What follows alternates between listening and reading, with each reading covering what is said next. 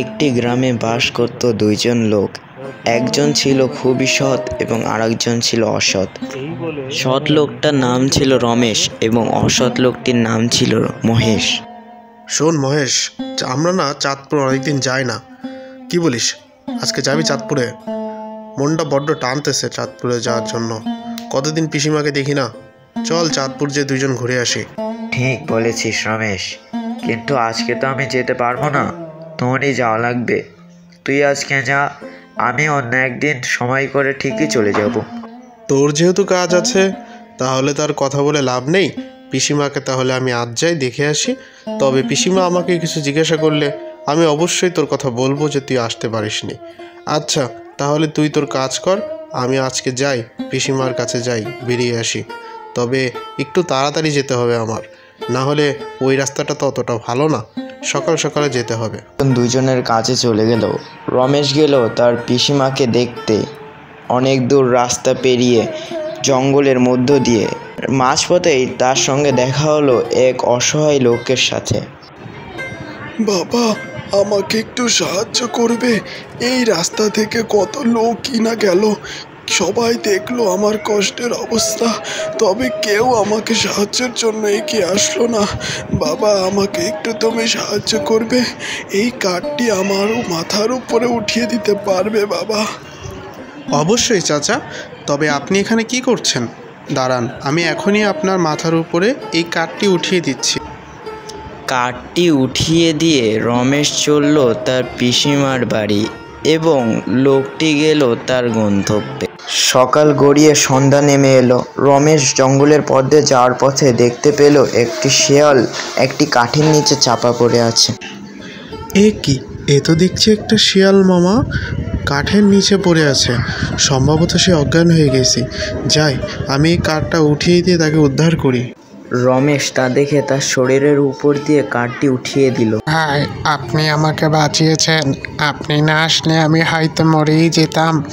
এত আস্ত একটি কাঠ আমার উপর পড়েছে, কত মানুষ যে এসেছে, কেউ আমাকে সাহায্য করেনি। আপনাকে ধন্যবাদ ভাই। আমি কাউকে বিপদে রেখে কখনোই যেতে পারি না। আমার মা আমাকে শিখিয়েছেন যদি কেউ বিপদে পড়ে তাকে সাহায্য করতে। তা ভাই, আপনি এ সন্ধেবেলা যাচ্ছেন কই? এ জায়গা থেকে তো সন্ধেবেলা যাওয়া সুবিধাজনক না, সামনে অনেক বাধাগ্রস্ত আছে। আপনি আমার সাথে চলুন, আমি আপনাকে দেখিয়ে দিচ্ছি, সাবধানভাবে নিয়ে যাচ্ছি ভাই। সন্ধ্যা নেমে এলো এবং তারা জঙ্গলের ভিতর দিয়ে হেঁটে চলল। ভাই, অনেকটা জঙ্গল পেরিয়ে তো চলে এলাম, আর কত দূর আপনার পিসিমার বাড়ি? আমরা কিন্তু ইতিমধ্যে অনেক পথ হেঁটে এসেছি।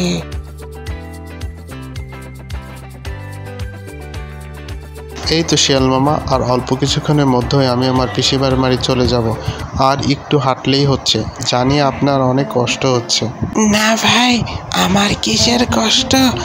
আপনি আমাকে যে বিপদ থেকে উদ্ধার করেছেন, আপনি আমাকে উদ্ধার না করলে হয়তো আমি মরেই যেতাম ভাই। আপনাকে অনেক ধন্যবাদ ভাই। আমি আপনার ঋণ কখনোই শোধ করতে পারবো না ভাই। তবে কি জানেন, সামনে আমি যতদূর শুনেছি অনেক বন্য প্রাণী থাকে, এই জন্য আমি আপনাকে বলতেছিলাম ভাই, আর কত দূর যেতে হবে? যদিও আর একটা মাত্র জঙ্গল রয়েছে, তারপরে হয়তো আপনি আপনার পিসিমার বাড়ি চলে যাবেন ভাই। হঠাৎ তাদের সঙ্গে দেখা হলো এক ভাগ মামার। অনেকদিন পর পেলাম আস্ত একটা মানুষ, একে আমি খেয়ে এখন পেট ভরবো। এই ভাগ মামা, এটা আমার বন্ধু, একে এখন তুমি স্বীকার করতে পারবা না। এ আমাকে বিপদ থেকে বাঁচিয়েছে, বুঝছো? ও আচ্ছা, বিপদ থেকে যে বাঁচায় তাকে আমি স্বীকার করি না। ধন্যবাদ বন্ধু তোমাকে আমাদের সাহায্য করার জন্য। ভাগ তাকে কিছুই বলল না। শিয়াল তাকে জঙ্গলের ভিতর দিয়ে নিরাপদভাবে তার পিসিমার বাড়ি নিয়ে গেল। ঘন জঙ্গল ও ক্ষতিকর প্রাণী পেরিয়ে তারা পৌঁছে গেল তার পিসিমার বাড়িতে। এসেছিস বাবা? কতদিন তোরে দেখিনি, মহেশ আসেনি? এই তো পিসিমা ভালো আছে। তো তুমি কেমন আছো বলো তো? আর মহেশের তো আসার কথা ছিল, তো মহেশ এখনো আসে নাই। মহেশ আসবে কালকে, তোমার সাথে মহেশের দেখা হবে। রমেশের সততা দেখে পিসিমা তাকে পুরস্কৃত করলো। তোর এই সততা দেখে তোকে আমি এক ব্যাগ স্বর্ণ মুদ্রা উপহার দিলাম। রমেশ স্বর্ণমুদ্রার ব্যাগটি নিয়ে রওনা দিল তার নিজের বাড়ির উদ্দেশ্যে। যাওয়ার পথে দেখা হলো তার সেই সিংহমামার সাথে। আমারও তোমার সাথে দেখা হয়ে গেল বন্ধু। তোমার এই উদারতা আর মহত্ব দেখে তোমাকে আমি এই পুরস্কারটা দিব।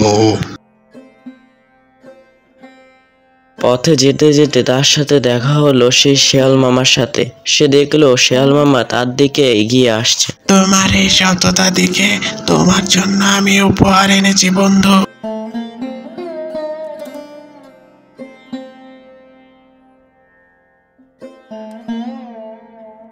মহেশ রমেশের কাছ থেকে সকল ঘটনা শোনে। তারপর সে লোভে পড়ে পিসিমার বাড়ির উদ্দেশ্যে রওনা দেয়।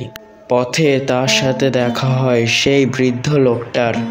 লোকটি তাকে সাহায্য করার জন্য ডাক দেয়, কিন্তু সে তাকে কোনো রকমের সাহায্য না করে সামনে এগিয়ে যায়। সামনে এসে শেয়াল মামাকে দেখতে পায়। সে দেখে শিয়ালটি একটি কাঠের নিচে চাপা পড়ে আছে, কিন্তু সে এটা দেখার পরেও তাকে কোনো সাহায্য করে না। তারপর সে সামনে এগিয়ে যায়। খানিক দূর যেতেই সে দেখতে পায় সিংহ মামাটি আহত অবস্থায় পড়ে রয়েছে। এটি দেখার পরেও সে তাকে কোনো সাহায্য করে না। তারপর ঘন জঙ্গল পেরিয়ে সে পৌঁছে যায় তার পিসিমার বাড়িতে। সে পিসিমার বাড়িতে পৌঁছানোর সঙ্গে সঙ্গে পিসিমাকে বলে, পিসিমা, তুমি আর রমেশকে অনেক স্বর্ণমুদ্রা দিয়েছ, এখন আমাকেও স্বর্ণমুদ্রা দাও। পিসিমা রমেশের উদ্দেশ্য বুঝতে পেরে সে কোনো স্বর্ণমুদ্রা তাকে দিল না। লোভী রমেশ মন খারাপ করে সে তার নিজের বাড়ির উদ্দেশ্যে রওনা দিল। পথে যেতে যেতেই তার সাথে দেখা হলো সেই সিংহ মামা। মহেশ তাকে কোনো সাহায্য করেনি বলে সে তার উপর আক্রমণ করতে যায়। ঠিক সে সময় সেখানে শিয়াল মামা চলে আসে এবং সিংহকে বাধা দেয় আর বলে মহেশ রমেশের ছোট ভাই। মহেশ শিয়ালের এই উদারতা দেখে মুগ্ধ হয়। তারপর সে তার বাড়ির দিকে যেতে থাকে। যাওয়ার পথে সে আবার সে অসহায় লোকটিকে দেখতে পায়।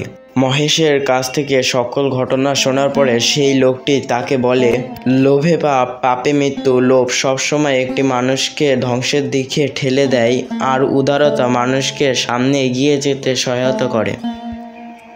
অবশেষে দুঃখী মহেশ তার ভুল বুঝতে পেরে বাড়ি চলে আসে।